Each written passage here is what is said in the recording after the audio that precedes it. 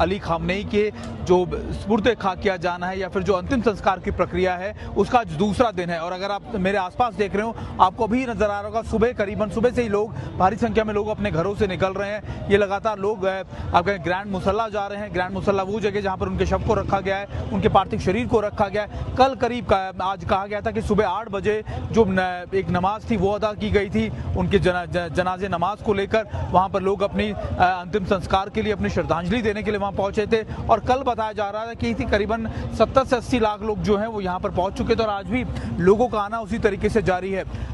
Iran के अंदर अभी मौजूदा हालात ये हैं कि ज़्यादा से ज़्यादा लोग ना सिर्फ ईरान से बल्कि कई और देशों से भी यहाँ पहुँचे हैं। कल भी कई फ्लाइट्स थी जो लगातार यहाँ पहुँची थी, लैंड किया था और लोग लगातार इन आप कह सकते हैं जो अंतिम संस्कार देने के लिए, श्रद्धांजलि देने के लिए लगातार ग्रैंड मुसल्ला पहुँच रहे हैं। अभी के ताज़ा हालातों में अगर आप देखें, अभी चारों तरफ आपको भीड़ ही भीड़ नजर आएगी और धीरे धीरे जैसे दिन बीतेगा ये भीड़ और ज्यादा बढ़ने वाली है। इस समय तेहरान की सड़कों पर ना सिर्फ सुप्रीम लीडर के अलग अलग बड़े पोस्टर आपको नजर आ जा रहे हैं, दरअसल उनको दिखाया जा रहा है, उनकी तस्वीरों को दिखाया जा रहा है। लेकिन इस पूरी जंग में एक और महत्वपूर्ण चीज हुई, यानी 28 फरवरी के दौरान एक और महत्वपूर्ण इंसिडेंस हुआ था जिसने ईरान को बहुत मजबूत किया, लोगों को एकजुट करने की कोशिश की।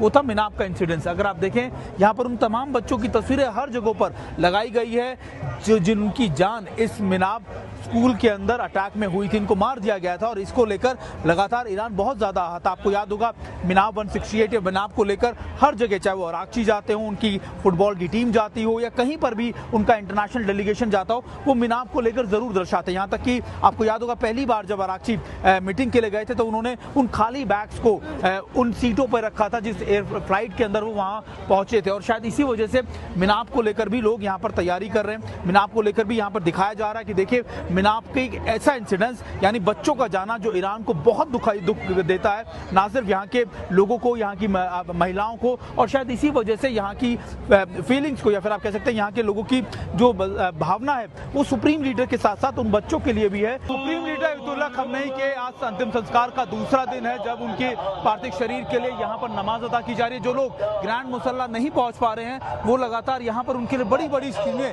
हर चौराहे पर लगाई गई हैं ताकि वो अपनी जो उनकी नमाज है या फिर जो उनके जनाजे की नमाज है वो अदा करने के लिए पहुंच सके। अगर आप देखें हर चौराहे पर आपको इस तरीके के लोग नजर आ जाएंगे जो यहाँ पर अपने सुप्रीम लीडर को संस्कार देने के लिए, फिर उनको आखिरी विदाई देने के लिए तैयार है। और देखिए ये हर चौराहे की, यानी जो लोग वहाँ नहीं पहुँच पा रहे हैं वो किस तरीके से गमज़दा है, रो रहे हैं, कई लोग बिलख रहे हैं, कोई लगातार परेशान है। और शायद अगर आप देखें कि यहाँ पर ये सब जगह जारी है, यानी वो जो लोग आप देखें कि बसेस जो हैं, बसेस लगातार वहाँ से आ रही हैं और बसेस से जो लोग उतर रहे हैं वो यहाँ से आगे ग्रैंड मुसल्ला की तरफ जा रहे हैं। ये वो रूट्स हैं जहाँ से लोग लगातार इन बसेस को लेकर ईरान के अलग अलग इलाकों से यहाँ पहुँच रहे हैं, तेहरान में, राजधानी में। और यहाँ पर उनको उतरने के बाद वो यहाँ से आगे जाते हैं जहाँ पर वो ग्रैंड मुसल्ला के लिए जाते हैं, जो यहाँ से करीबन 7 से 8 किलोमीटर दूर है, यानी पैदल उनको चलना पड़ता है। लेकिन अगर आप देखें जो लोग नहीं पहुँच पाए हैं उनके लिए स्क्रीन लगाई गई है और अगर आप देखें स्क्रीन के अंदर आप देखेंगे कि वहाँ पर उस नमाज को अदा किया जा रहा है। ग्रैंड मुसल्ला से लाइव तस्वीरें यहाँ पर दिखाई जा रही हैं और लोग यहाँ पर उसी नमाज को अदा करने के लिए यहाँ पहुँचे हैं। कुछ लोग बहुत ज़्यादा दुखी हैं, गमज़दा है, चाहे वो महिलाएं हों, बच्चे हों या फिर पुरुष। और देखिए अब नमाज अदा करने के बाद ये लोग आगे बढ़ेंगे और फिर ग्रैंड मुसल्ला की तरफ जाएंगे। देखिए ईरान में अभी एक सबसे इम्पोर्टेंट बात जो हमें नज़र आती है, जो इस समय यहाँ दिखती है, वो ये कि ईरान के लोग अपनी एकजुटता दिखाना चाहते हैं। वो दिखाना चाहते हैं कि देखिए हम इस पूरे कॉन्फ्लिक्ट में जीते तो हैं ही, हमारी लगातार विजय तो हुई है, लेकिन हम अब और ज़्यादा कंसोलिडेट या फिर और ज़्यादा मजबूत हो गए हैं। और ये इसलिए क्योंकि अमेरिका की तरफ से जो कार्रवाई की गई, अमेरिका और इजराइल की तरफ से जो कार्रवाई की गई, उसने लोगों के सेंटिमेंट्स को आप कह सकते हैं कि छुआ है या फिर उनको टच किया है। और शायद इसी वजह से लोग ज़्यादातर अपने सिर्फ आप देखें कि सिर्फ ऐसा नहीं युवा हो या फिर जो मिड एज लेवल के लोग हों, बुजुर्ग हों, बल्कि बच्चे।